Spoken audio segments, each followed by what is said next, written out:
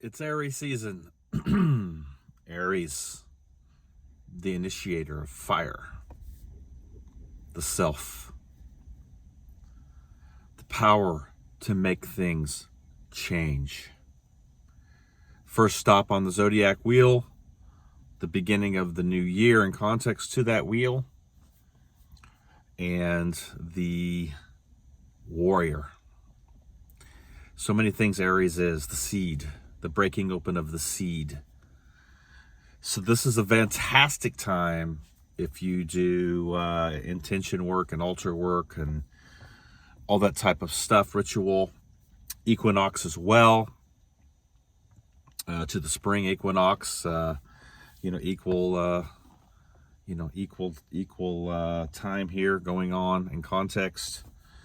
So we are definitely feeling the shift in energies here from the Piscean energy now to the sun, and now the sun's moving into the warrior of Aries, which is the ram. The ram's horn represents Gabriel in context to announcement. What are we announcing? We're announcing the initiation of self. That's what Aries is all about. It is ruled by the Mars energy, which is the warrior codes, and this is where Sun now is going to reside for the next 30 days or so.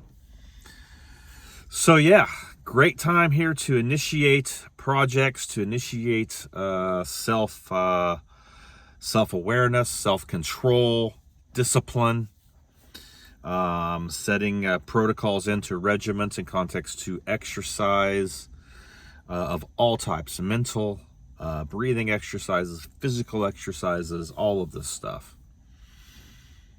So beautiful, beautiful energy. Aries, on the flip side, shadow side, can be a little rash, do things without thinking, and then, oh, I shouldn't have done that, and then they step into the consequences of their actions, which can be detrimental at times. Aries can also be very narcissistic in its tendencies, not to listen.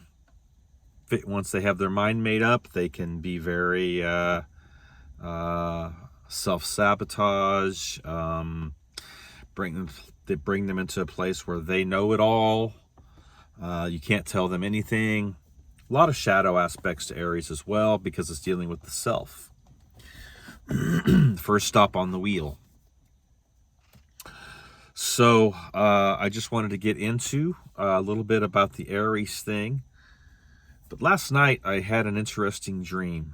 And the dream was a representation about passion. And Aries is a very passionate, has a lot of passion in the sign.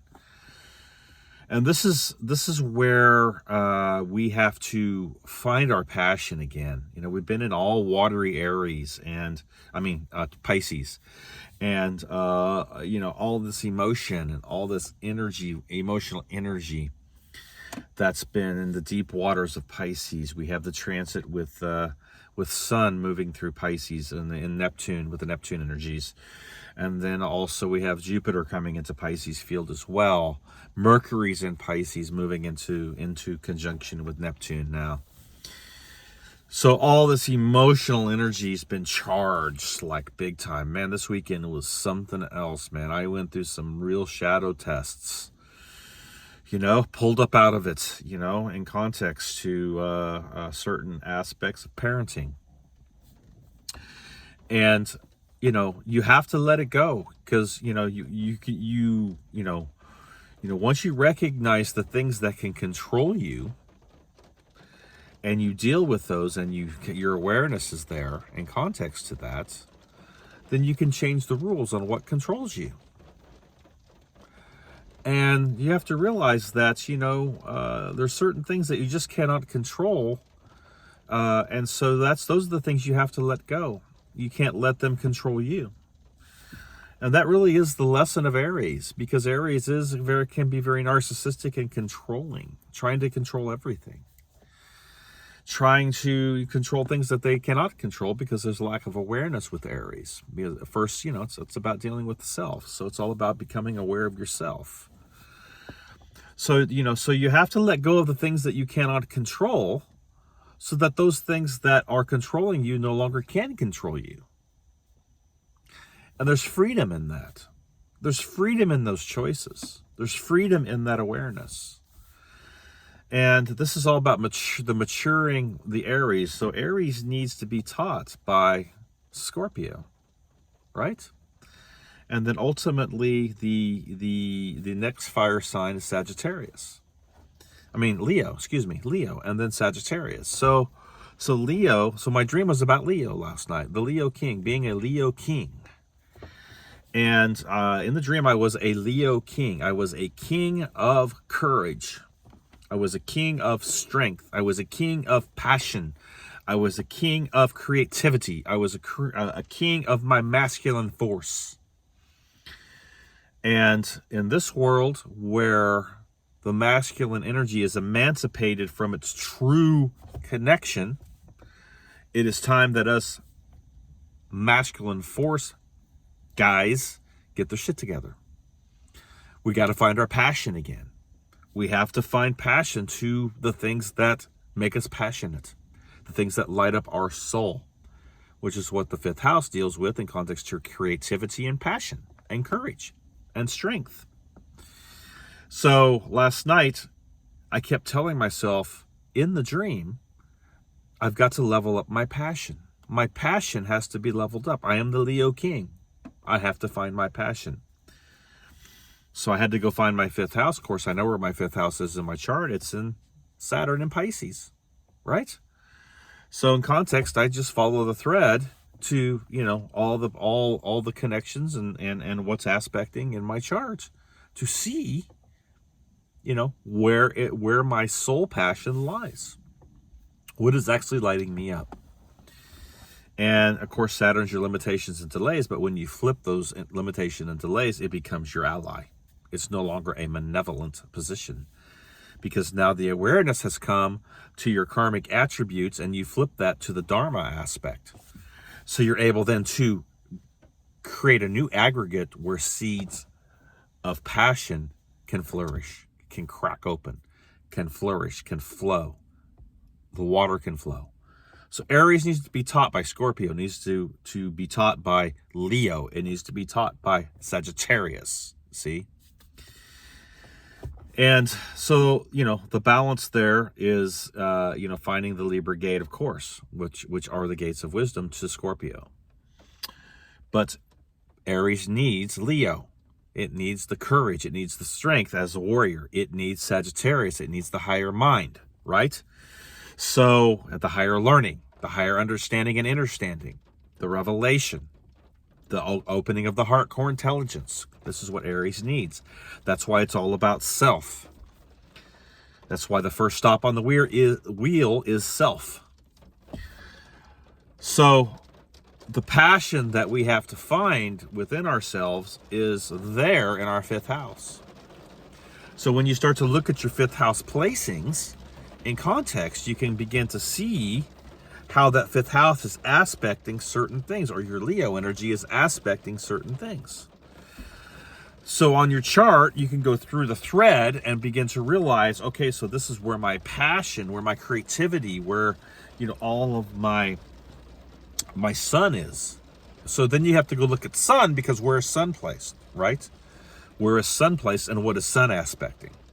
Because that is, the sun is what rules Leo, right? The Leo and the sun are in correspondence.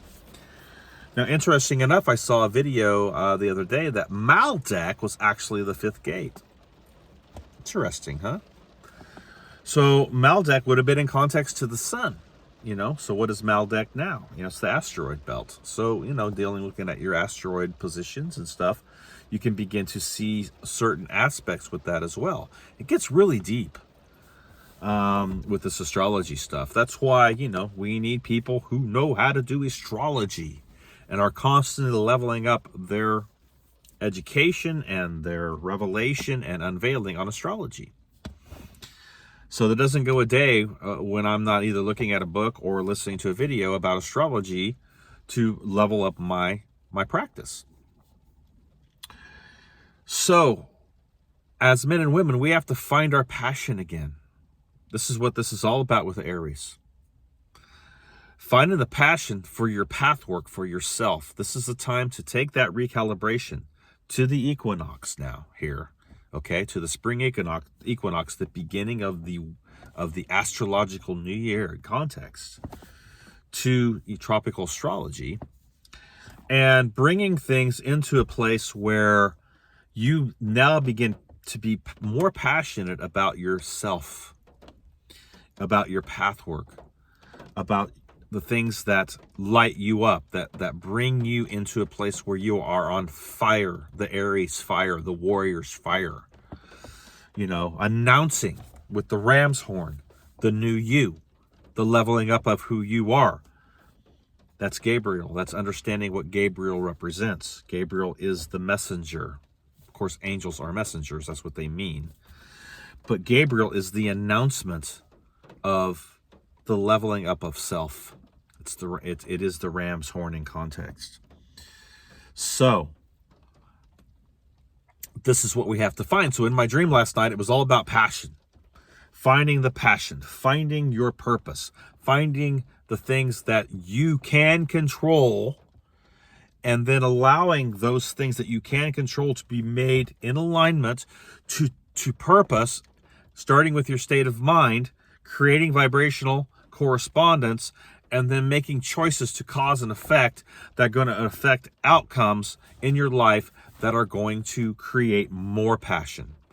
And that's when momentum begins to happen in context. So this month is all about momentum.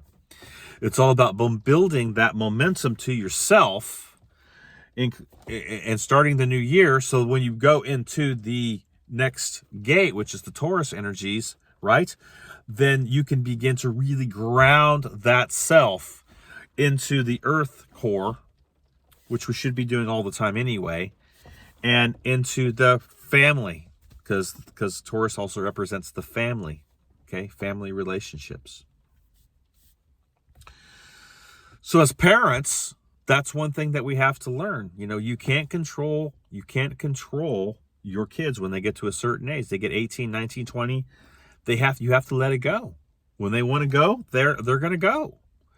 And through that pain of separation, which is actually an illusion because there really is no separation, but through that pain of separation that takes place because they've been under our roof for all these years, right? All these years. And now you've got to let that go. And it's very difficult for parents to let that go because there's pain involved in context to that separation. But you have to let them go, and what we can do is we can place our extension of our protection over them in context to our work, to our path work, and to our love, and you know the things that we work with in context to the art of gnosis. But you have to let them go now, so that they then can forge their path to Saturn to learn the lessons and go through the karmic aspects of that. So that Saturn then begins to forge their life. Now, it's interesting enough, at 18, they have their first nodal return in context to North and South Node.